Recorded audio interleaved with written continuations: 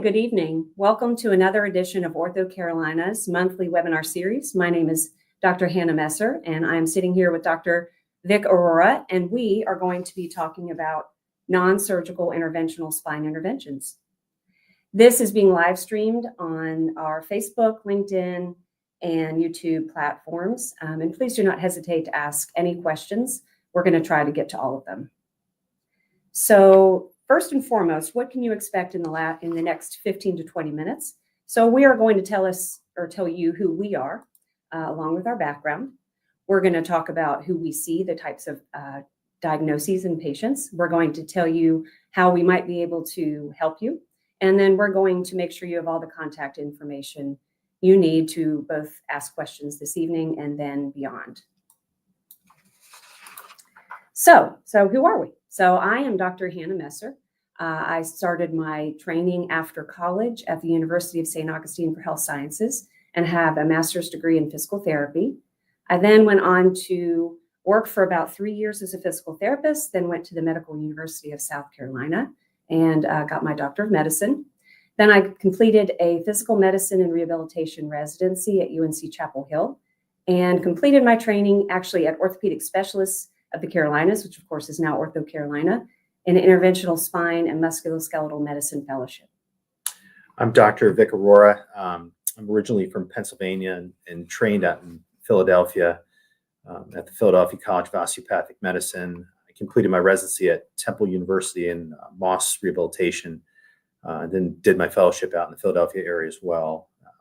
I worked there for about 5 years prior to coming to North Carolina. So we've been here about 4 years at the wonderful practice that we managed together.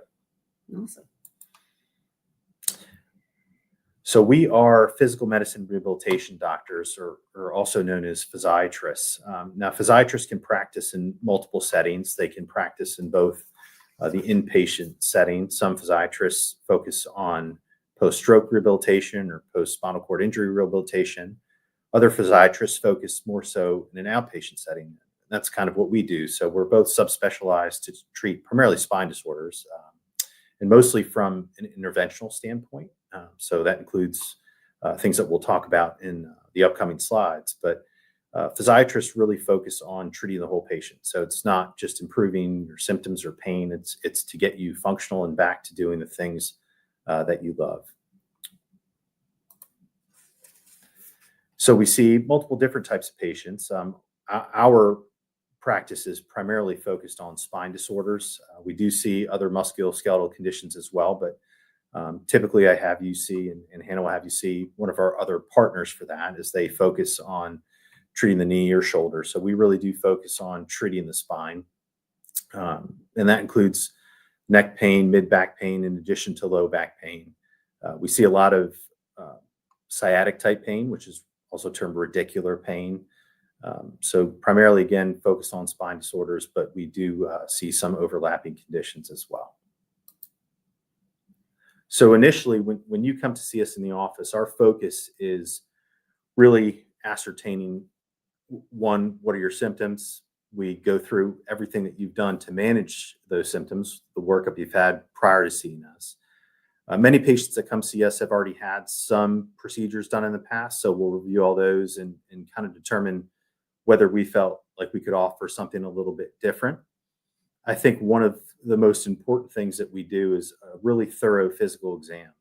Oftentimes, despite the fact that you might have a problem in one area, it could be something else that's causing your symptoms, whether it be your hip actually causing your back pain, or your shoulder is really the primary issue, but you thought it was your neck, and vice versa. Those things are very closely related. So that's probably the most important thing that we can do for you, is really determine how you look on examination.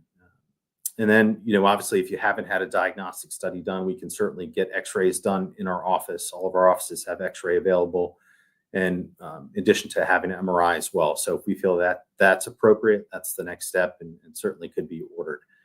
After reviewing all those things and doing a thorough exam, we discuss what we think is going on in your circumstances, and then we talk about options to get you better, whether it be things like non-invasive treatment like physical therapy or medications, or an invasive type procedure. So we'll go over all that with you and then collectively come up with the best decision and best path to treat you going forward. Yeah, so as a result of the assessment that Dr. Arora just discussed, you may ultimately be provided with a diagnosis that includes some sort of spinal-related degenerative process. So before I dig into the typical spinal conditions that we treat, I'm just going to do a very short anatomy lesson. And then what I'm going to try to do is interweave the diagnoses or what we find are typical conditions into that, as they are all very interconnected. So the first area we'll look is the upper left schematic, and that essentially is a representation of the full spinal column, which does include bony components with discs in between. And then behind is the spinal column, where the spinal tissue and spinal cord run. You'll see the yellow structures exiting out of the side. Those are the branches or the roots that ultimately go into our limbs and give our limbs function. And you'll see how that's important in a moment. And then behind that lies, you can't really see it in this schematic, but there lies a paired set of joints at every level of the spine. And these joints are just like every other joint in your body. They have a joint capsule and can become arthritic and painful over time. So when we're talking about diagnoses like spinal-related stenosis or narrowing, which is a very commonly diagnosed condition in our clinic, we're talking about, again, stenosis, another word for narrowing. Where we are talking about that narrowing occurring is either at the central canal, where you see the spinal cord behind the cube-shaped bones of the spine, or we're talking about narrowing where the nerve roots exit, and you can see those where the yellow branches exit out of the bony spinal column there. There can be narrowing in either of those places that can cause a lot of pain. And as you can see, the next two diagnoses are spinal facet joint arthritis and degenerative disc disease. Both of these diagnoses can cause spinal stenosis. So again, they're all very interconnected. So if you want to take a look at the bones as they stack on top of each other, again, in that upper left corner, or you can also see the disc represented in the lower or the right-handed or the right-sided schematic, where you see the disc annulus and the nucleus pulposus. That also represents a view of the disc. Essentially, this can become degenerated. Wear and tear process over a course of a lifetime can become more pliable and less strong, and then can compress and create either a herniated, bulging. We use a lot of words to mean similar things. But essentially, what we're trying to say here is that that disc can then encroach upon either where the nerve root exits the spinal column or in the central canal.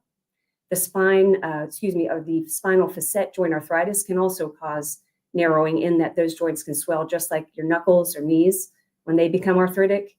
And so these two diagnoses, the spinal facet arthritis and the degenerative disc disease, can be standalone problems that cause back pain in and of themselves, or they can combine to create stenosis or narrowing, which then leads to the fourth diagnosis, which is cervical, thoracic, or lumbar, neck, mid-back, or low back radiculitis.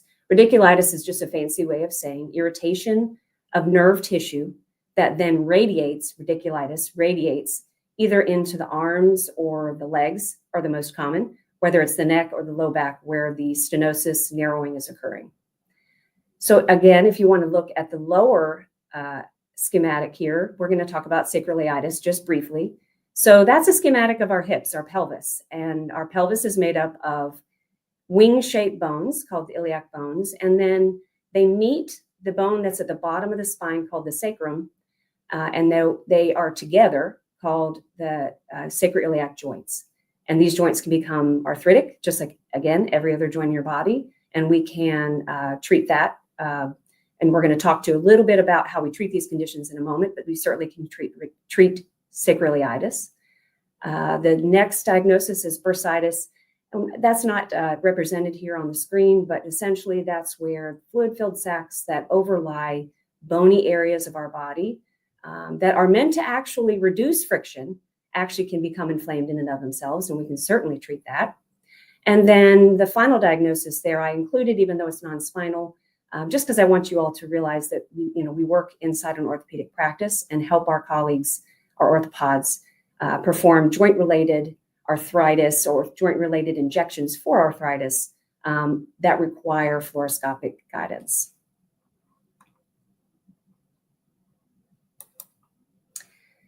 So here's what you're here for, non-surgical options.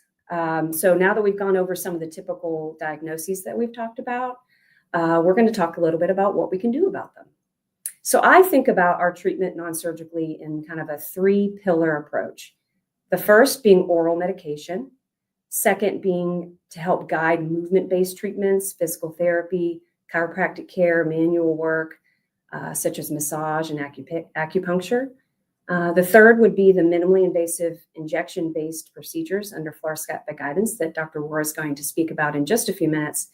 And ultimately, the fourth is if we are unable to help you in a non-surgical fashion, we either can help facilitate a surgical referral to one of our colleagues or get you hooked up with the pain management facility that can help you either further with oral medications or other options. So of those 3 pillars, first is oral medications. And we don't have time to go into every aspect of all of these medications, but I just wanted to touch base on the major drug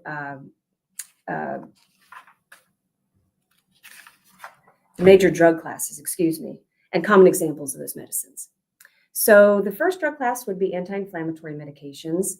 And there's essentially 2 arms to this one. One is a non-steroid-based anti-inflammatory medication, and the other is a steroid-based, like oral prednisone.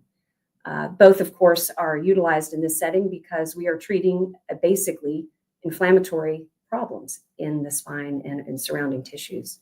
Secondly, we can treat you with muscle relaxers. These usually aren't first-line medications, but they often can help with the secondary muscular tightness and spasming that comes along with spine-related pain. Third would be analgesic medications, and if these, of course, would be, again, have 2 categories. First would be the non-narcotic medicines. Not too many of those. Tylenol is our typical over-the-counter go-to there. The second would be narcotic medication, and of course, that includes all the way from tramadol to hydrocodone, oxycodone, and up. We do limited management of these medications. In appropriate settings, we can, for very short periods of time, provide these, but again, that's a very limited. The next drug class are neurogenic or neuropathic pain medications. These are not narcotic, but they are meant to help with pain. Many of you will probably recognize some of these medications called gabapentin, Lyrica, and Elavil. And finally, but certainly not last, and something that I get a lot of questions about would be oral daily supplementation. The big 2 that we talk about the most, or at least I do in my clinic, are turmeric, omega-3 fatty acids, and then there's a myriad of combination supplements that we discuss every day. There's a lot less studies and a lot less data that we can rely upon to discuss these supplements, but we certainly do the best we can. So another modality of treatment for our patients include movement-based treatment, and our primary focus is generally physical therapy. We don't employ chiropractors. It's not to say that we are against that. We certainly see plenty of patients that come directly from chiropractors to our office if they feel like they need us. But I think certainly manipulation can be done with the chiropractic treatment in addition to our physical therapists. So our goal with physical therapy is essentially to get you stronger. So to give you something that may help you for a much longer period of time. And even if you do end up pursuing something like surgery, I often tell patients the stronger you are prior to surgery, the easier that recovery is going to be for you.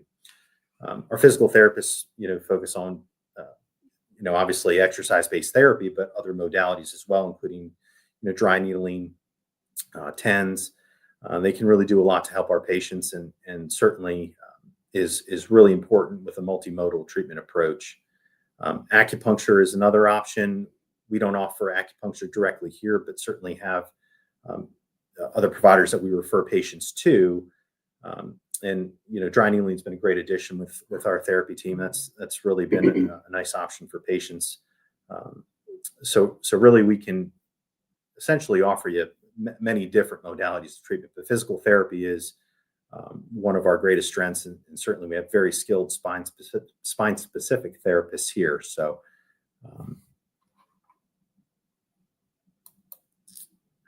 So next up, once we've seen you in the office, obviously we've done a comprehensive exam, we've gotten appropriate diagnostic imaging, we've tried other treatment options, including things like the oral medications that Dr. Messer discussed, in addition to the physical therapy.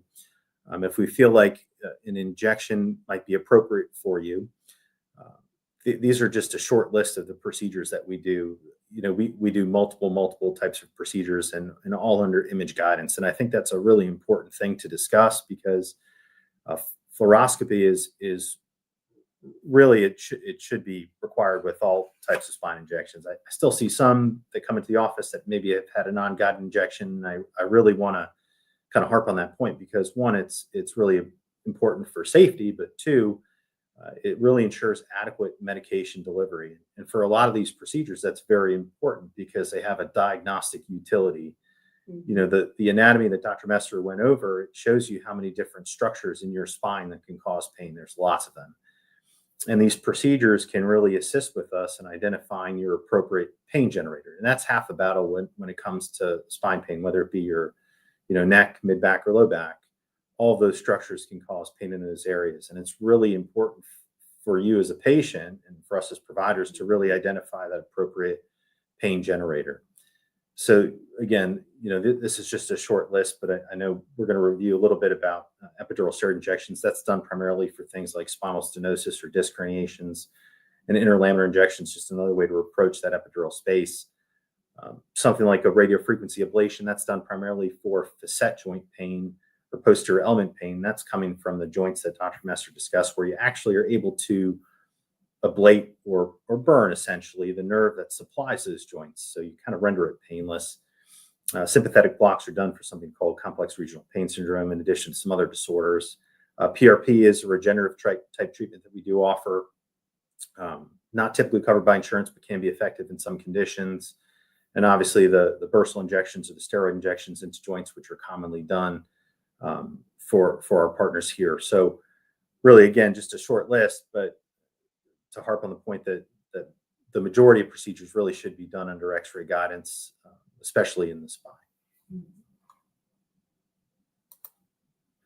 So here are just a couple images. On the left side of the screen, you're seeing an X-ray of a hip joint with a needle at the head neck junction of the femur. You can see dye in the joint, and that's another important point, that we often use contrast, and most often we use contrast in any procedure. And that, again, ensures adequate medication delivery and is a very important thing to use for safety. The middle picture is just showing a radiation technologist working the fluoroscope for us. So, anytime that you have a procedure done with us, there'll be about 3 or 4 people in the room, one being a circulating nurse, and then the radiation technologist will be working the machine. That's the image intensifier above that. On the right side of the screen, that's just an example of a transforaminal epidural steroid injection that's being done on the left side there at L4-5. So that needle's coming in from really an oblique angle, or somewhat towards the side. That the dark area next to the needle is the nerve root. That's the exiting L4 nerve root tracking into the epidural space. So the first picture is just looking from the front. The second is a lateral view, just capturing that same contrast pattern. So I think that's just a really brief overview of some of the things that we can offer you at our practice here. Certainly we're part of the team. Obviously, we have our physical therapists, we have wonderful surgical colleagues as well. So, we can offer you the full gamut of treatment here, and I think we do a very, very good job at that. So, and we just touched the surface on all of these diagnoses and techniques. We would, that we feel that's why coming into clinic and having a full assessment and talking to us one-on-one is important, especially in this area, because there's so many intricate, your anatomy is so intricate, and the diagnoses can be so specific. So it looks like we have our first question. Yep. So how long does it take to feel pain relief after an injection? So initially, you may feel pain relief pretty quickly because depending on the type of procedure, we use lidocaine. So that tends to work very quickly.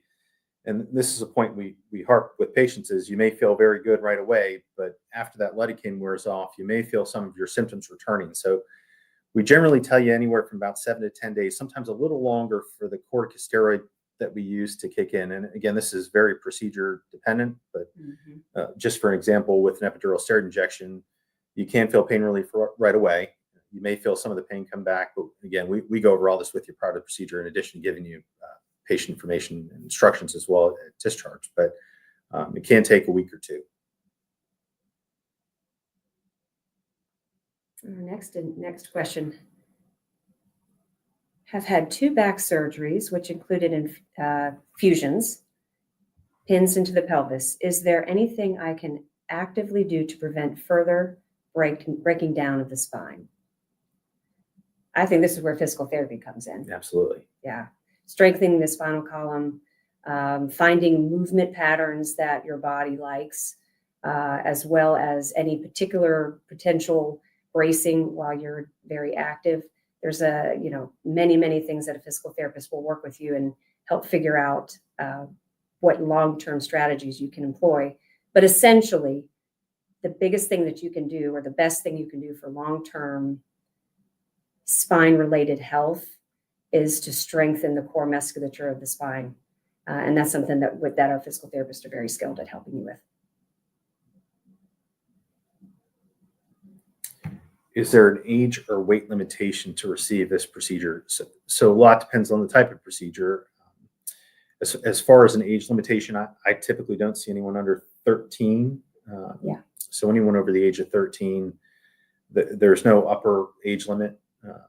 As far as a weight limitation, our tables rated to over 350 pounds. And we do have some other areas where those can be done if the weight were to exceed that limit. We also have some colleagues, one of the radiology groups here, that we sometimes will send patients to if we can't accommodate due to weight.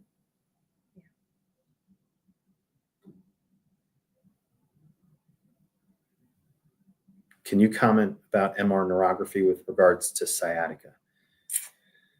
So I can take it. Yeah. So MR neurography we don't typically use. Now, the term sciatica typically means leg pain coming from your back. Oftentimes, it's not generally the sciatic nerve involved. That being said, in certain cases, it can be. Something that everyone's probably heard of is something called piriformis syndrome. Sometimes that can cause some sciatic nerve irritation. It's not to say that we can't order an MR neurography for you, but typically we're able to figure out the source of your symptoms with other imaging. What is the expected level of pain this unit will mitigate, and for how long? So this is a great question. High variability, of course. There's not really any studies that we can hang our hat on to say 60%, 70%, because there's so many variables that are involved. But we hope that what we can do is reduce your pain level completely. And if not completely, to a point where you're going to be much more functional and able to participate in physical therapy and other ways that you're going to get your spine in a healthier state. Sometimes, even if it's only a little bit of improvement, if you're not able to have surgery or you're trying to avoid surgery, which is most people, even a partial improvement can be quite helpful. But certainly we hope for almost near complete reduction. In terms of how long, we would consider at least an epidural steroid injection, for example, to be a success if you have at least 3 months of improvement. In reality, most people or many people have well more than that, but we can't perform this procedure any more than 3 months. And we find that with most steroid injections, even into the joints, that 3-month mark is kind of a marker of success. And to just harp, it's just so variable. I mean, we have patients we will see 2 years from their prior injection and they've had some recurrent pain. We have patients that we don't see again because their pain resolved. So I think the most important thing is doing the right procedure for the right condition. And a lot of that comes with the evaluation that you would get, because again, there's so many different pain generators in your spine that Oftentimes we have patients that come in and say, well, I had a shot previously and it didn't help me. Well, that might not have been the issue. Right. Right. And we can offer maybe something a little bit different. And sometimes having a shot that didn't help you is helpful because it kind of rules out that structure. The diagnostic aspect. Right. As a pain generator. So it kind of works through the process in order to accurately identify what's causing your pain and then how best to manage it. And I think it's very important that we make the right diagnosis. We communicate that with you. We give you anticipatory guidance as to what to expect, because so much of that will work into your perception of how the outcome of what you experience after treatment with us. So we try to communicate very well before, during, and after our treatment.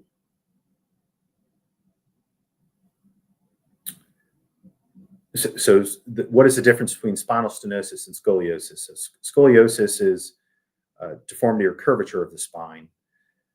Spinal stenosis, as Dr. Messer discussed, is more narrowing of the diameter of the spinal canal. Unfortunately, scoliosis can lead to spinal stenosis, so it gets a little bit intertwined. But scoliosis is more of a deformity, a curvature of the spine, versus spinal stenosis, which is narrowing of the diameter of the spine. And the curvature is in the anterior, looking at you. When we look at you in an X-ray, your spine, we don't want to see any sort of curvature laterally, like we like to see from a side view. So they can be connected. Are there non-surgical solutions for bulging discs? I've been through the injection routine.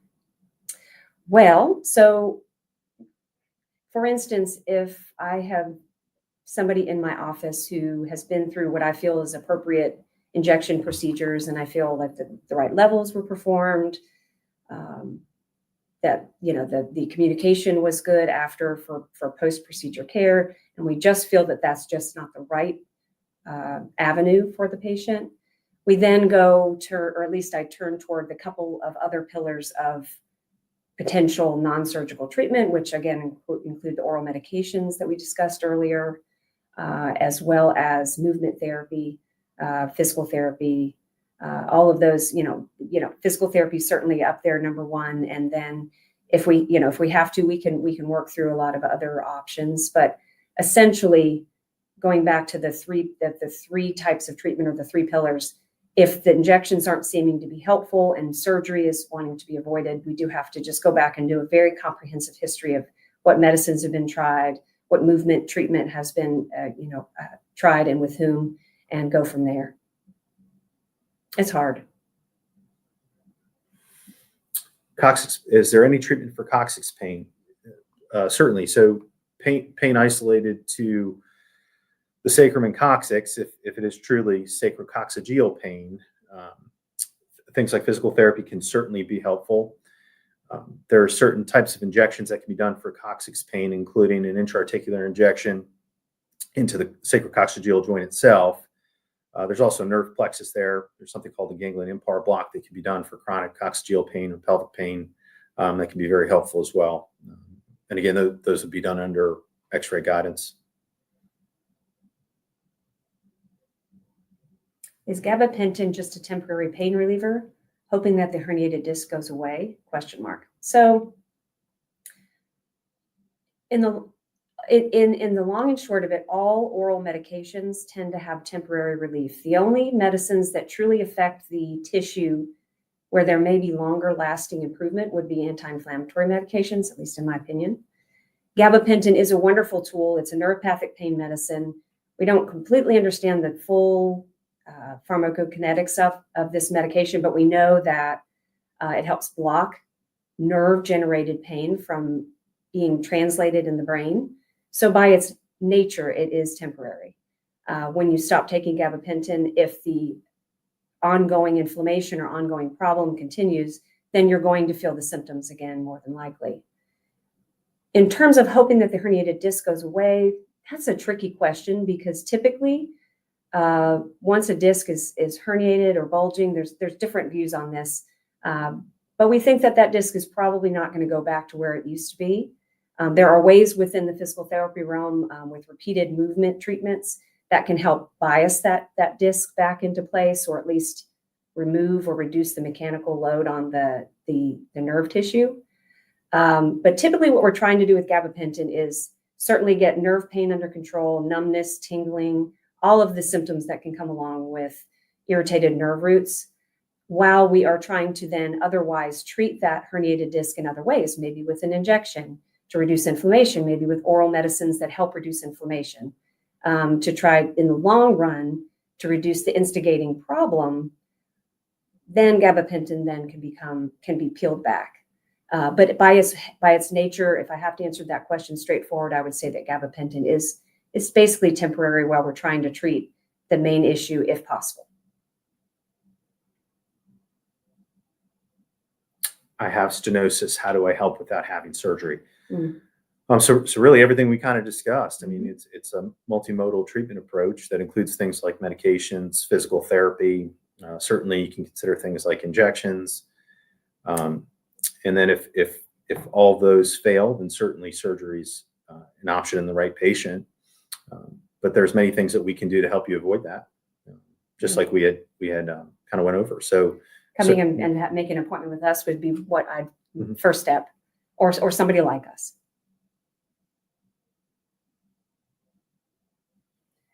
Status post-surgery with OC in July of 2024, still in outpatient physical therapy. I heard about a new study that no longer recommends spinal injections due to lack of improvement in light of the risks. Opinions? I'll take that one. Okay. So there's multiple studies that have looked at the efficacy of epidural steroid injections in the setting of lumbar spinal stenosis. They're more effective for acute disc herniations with radicular pain. They can be effective for radicular pain in the setting of stenosis, i.e. meaning leg pain coming from your back. There's a couple studies that have opposed them, and there's many studies for them. There's no consensus. And I will tell you, I think they can be effective for lumbar stenosis, but I would also agree that they're more effective for acute disc herniations in the setting of radicular pain.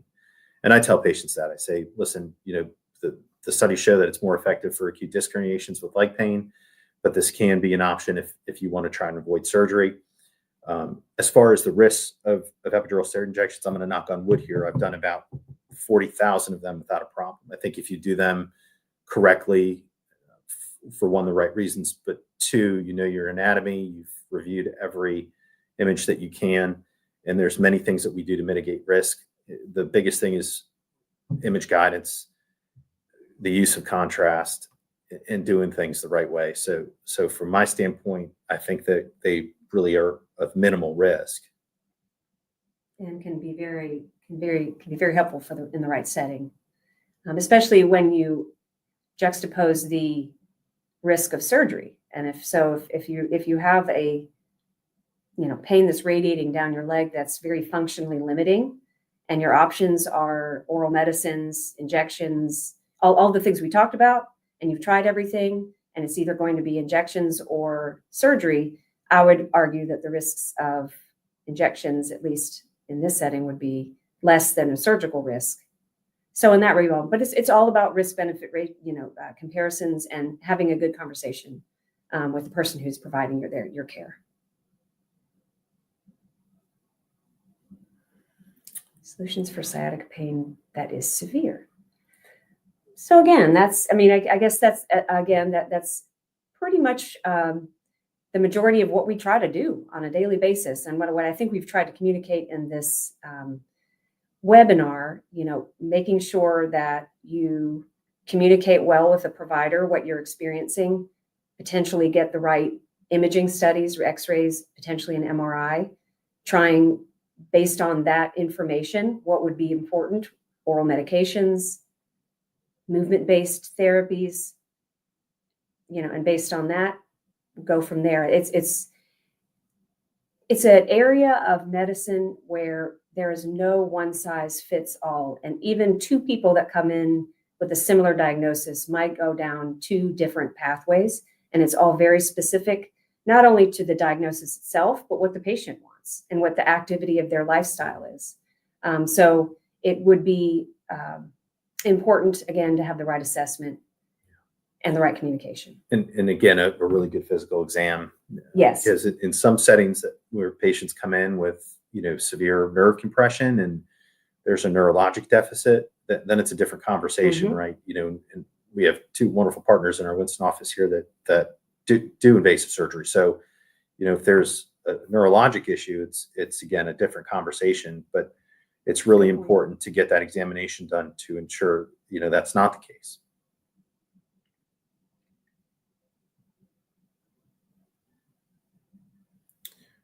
What do you offer for pain management for cervical and back fusion throughout most of the back? So again, a lot of that would be dependent on where your pain is. Now, when someone has a prior fusion, as you can imagine, when a certain area is not moving in your spine, other areas can take stress and break down. So in the setting of something like a lower lumbar fusion, oftentimes we see overlapping sacroiliac joint pain. So there's certainly something you can do in that regard. Compensatory pain from, when your back isn't bending, then other aspects of your body have to do more, which is exactly what Dr. Arora was just saying. We see a lot of people who develop, as he mentioned, sacroiliac joint pain, hip pain, upper back or neck pain, because when the back is fused, other areas have to compensate and take on that role. So again, it would require a very specific interview and physical examination to determine. And other options, sometimes if patients have persistent pain after surgery or there's ongoing nerve pain, there's other options like spinal cord stimulation, which we do offer. So again, that's a long talk in itself. And obviously we're just giving you kind of a broad overview, but plenty of tools to help our patients. If I have bone density problems and can't use steroids, are there other medications you can inject? Well, sometimes some of our procedures, we don't even use steroids, right? So, things like radiofrequency ablation, that can be done to, again, the joints in the back, can be done to the knee, can be done to the hip. So there's other options and other procedures that can be done that don't utilize steroids. There's some studies that say that lidocaine itself is a pretty good anti-inflammatory. Sometimes those are done. You can consider, the utilization of Toradol, and there's some studies that look at that in the joints. Not something we use in the spine, but there are other options. I just had injections and am in therapy for major and constant pain in my right thigh and leg. Been going on for 2.5 years. I need a solution. I also use gabapentin, no relief at all. Sounds like the perfect patient to probably see us. Yes. Maybe get a look. That sounds like 80% of the people that walk through our door. And so what we would do for you is we would confirm all of what you're speaking of. We would find out where your symptoms are very specifically, what they feel like, how long they've been there. You mentioned 2.5 years, what you've done so far. And then we're going to look and see if there's a crack or something in there that where we can inject or not specifically, but interject a treatment. That's what I was trying to say there. Very highly specific, especially, in this setting where it's been going on for as long as it has. And we'd have to find out exactly what injections that you've had, because there are many different kinds, as we talked about earlier. Very difficult to answer specifically, other than to say there may be options. And even as he mentioned earlier, sometimes when people have had every option and where there's really very little left, sometimes we can even do an assessment for a spinal cord stimulator.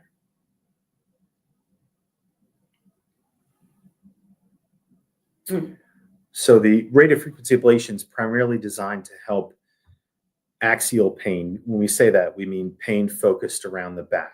There can be some referral, but sciatic pain is different. We use the term radicular pain. That means leg pain coming from your back, but ablations themselves are targeting facet joints, which would help primarily axial spine pain. And we typically see after that the patients, we hope, given the fact that we have in the ablation essentially cauterized or severed a small sensory nerve that needs to grow back potentially over time, we hope that you'd have at least 9 months or longer of improvement. That's what we would consider a success in that setting.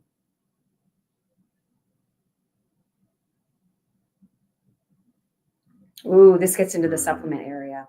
The person is asking if collagen supplements help reduce joint pain.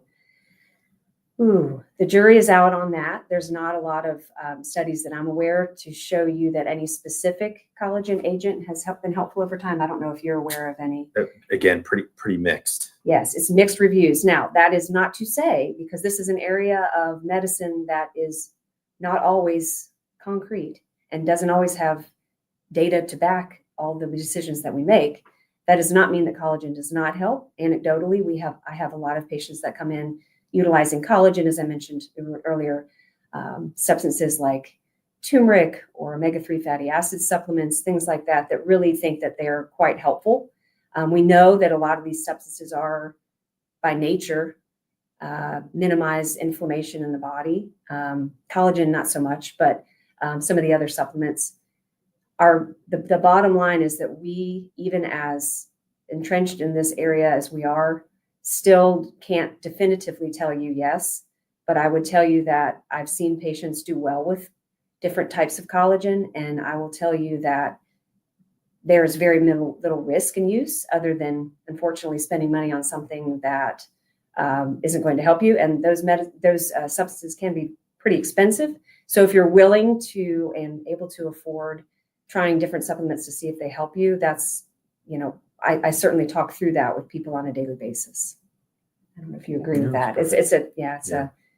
That's a tough one, because we all want to find supplements because we know that natural products are helpful for the body. It's just hard to know how much.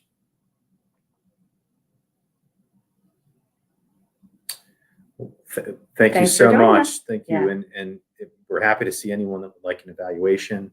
And thank you for your time. We appreciate you all. Good evening.